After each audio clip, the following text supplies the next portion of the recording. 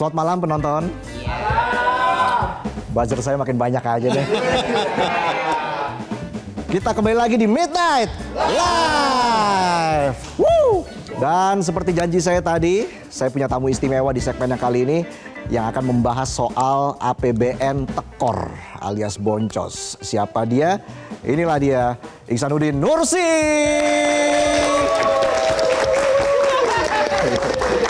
Apa kabar Bang Nursi? Ini kita ngomong serius loh ini ya. Silakan duduk Bang Nursi. Oke. Jadi APBN sudah molor tekor pula nih Bang Nursi. Iya. Apa yang bisa kita lihat dari sini Bang Nursi? Yang bisa kita lihat ini bukan hasil sebulan 2 bulan. Tapi ini bawaan 10 tahun terakhir. Oh gitu? Iya. Kenapa 10 tahun terakhir itu ada apa?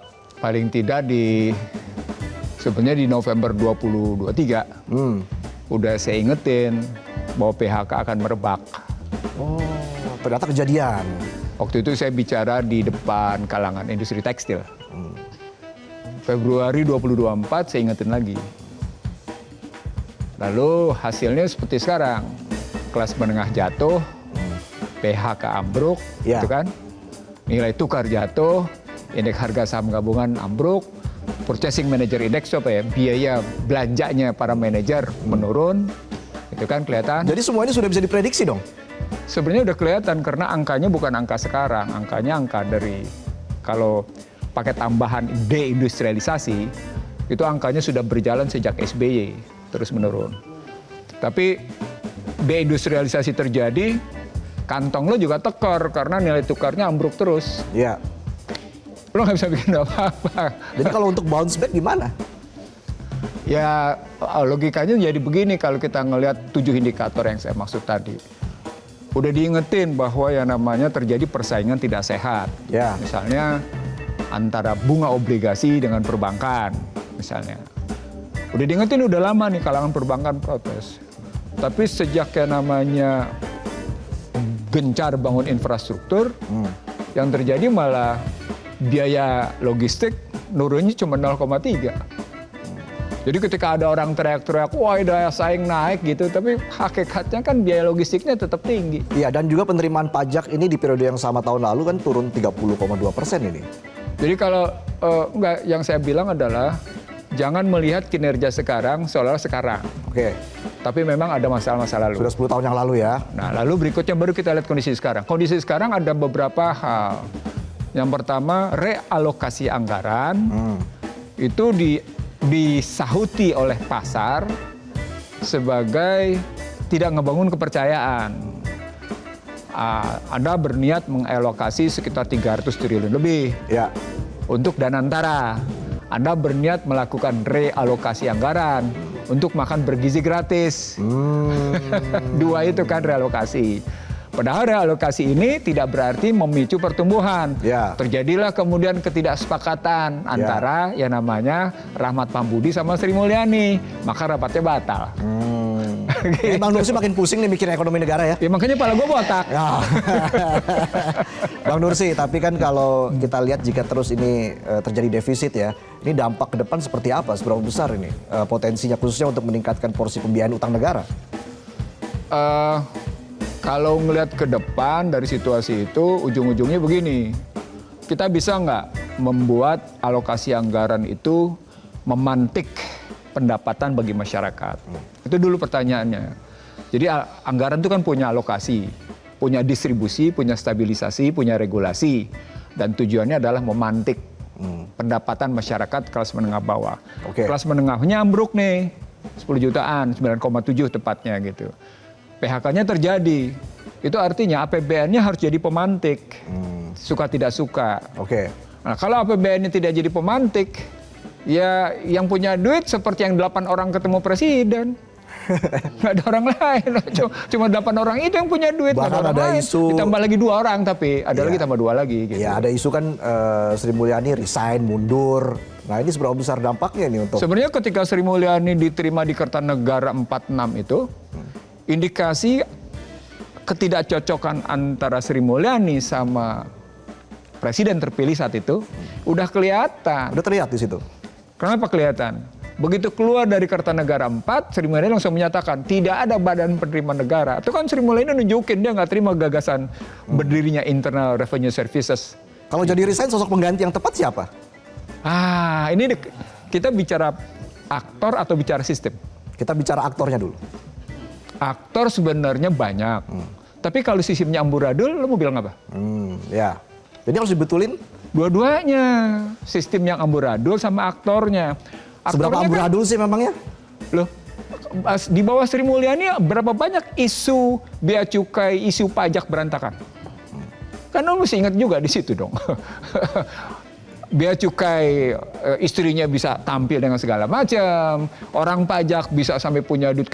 Kasus Alun Trisambodo misalnya. Kan bagi Ihsanuddin Nursi saja, kasus strategic transfer pricing yang sesungguhnya bisa membuat bangsa ini tidak terseok-seok, itu tidak pernah teratasi. Ditambah lagi dengan kasus pajak-pajak lain gitu. Ya. Wah, luar biasa kok. Luar biasa kok. Apa perlu menaturalisasi pemain dari luar negeri ini? Nah, kan sudah terjadi. Sudah terjadi di mana? Di Danantara. Oh iya. Sudah ngambil Raymond Dalio sama Tony Blair. Oh iya. Kan? Iya kan sudah terjadi. Tapi ternyata juga tidak menolong. Indeks harga saham bunga-bungaan tetap jatuh, asing tetap keluar. Artinya ada struktur yang tidak sehat. Market building confidence-nya tidak terjadi. Bahasa kerennya begitu gitu. Tapi apakah bulan Ramadan ini bisa menolong kita untuk dari defisit APBN ini? Karena kan kalau kita lihat bulan Ramadan selalu diharapkan bisa mendongkrak perputaran roda ekonomi. Ada orang melihat bahwa menurunnya pendapatan perpajakan disebabkan oleh Cortex yang mahal itu. Ya. Lebih mahal dari buat lipstick soalnya. Oke.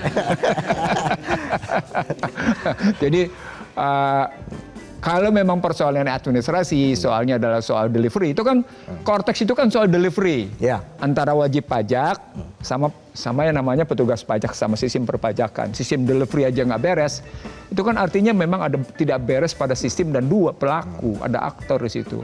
Itu yang ketika zaman Fuad Rahmani sebagai Dirjen Pajak, saya sindir begini, lu cuma belajar sistem pinter aja pakai pinjaman. Masa begini aja juga mesti pakai pinjaman lagi sih dari luar? Kayak gitu logikanya. Jadi acap kali untuk hal-hal mudah itu, kita minjem gitu. Ya. Padahal itu nggak perlu sampai kayak gitu. Banyak anak Indonesia yang cerdas-cerdas kok. Sama seperti pertanyaan tadi. Ini kalau Sri Mulyani turun gitu, ya dia kan udah 1 abad nih, 1 abad. Faktanya kan fundamental makro seperti gua bilang sejak 1 generasi dulu gitu. Fundamental makro lemah. Terbukti sekarang orang baru sadar. Ya. Indikatornya sekarang nih kelihatan. Ambruk dia nilai tukar terus sampai 16.600 gitu ya. Diganti nih sama orang. Terus emang bisa memperbaiki. Oke. Dia bikin Danantara katanya ini era baru kemandirian investasi. Mikro mungkin, tapi makronya berantakan masih bisa memperbaiki sih. Itu logikanya. Jadi target pertumbuhan ekonomi 8% ini sebenarnya realistis nggak? Kalau pakai angka mereka sendiri, jangan pakai angka saya nih, karena angka saya tahun ini saja sebenarnya cuma 4,9. Tahun ini 2025 nih angka saya 4,9 plus minus 0,2. Jadi artinya bisa 5,1 bisa 4,7. Lalu kalau mereka bisa bilang 8 karena apa? Lalu mereka mencontoh orde baru. Nah, mereka bilang di orde baru itu terjadi debirokratisasi, deregulasi. Lalu mereka bilang ini buktinya Joko Widodo bisa bertahan. Dia lupa bahwa di era Joko Widodo itu pertumbuhan rata-rata cuma 4, sekian. SBY itu cuma 5, sekian. Orde baru masih rata-rata 7. Apa poinnya? Sebenarnya problemnya bukan di pertumbuhan, tapi kualitas pertumbuhan. Kualitas pertumbuhan. Ya. Nah, mereka menggunakan istilah dulu yang namanya inclusive growth. Jadi satu pertumbuhan berkualitas yang mengatasi pengangguran, mengatasi pertumbuhan itu sendiri, mengatasi orang miskin. Itu namanya pro-poor, pro-growth, pro-job dulu. Ingat ya? 3 istilah itu. Pro-poor, pro-growth, pro-job gitu ya.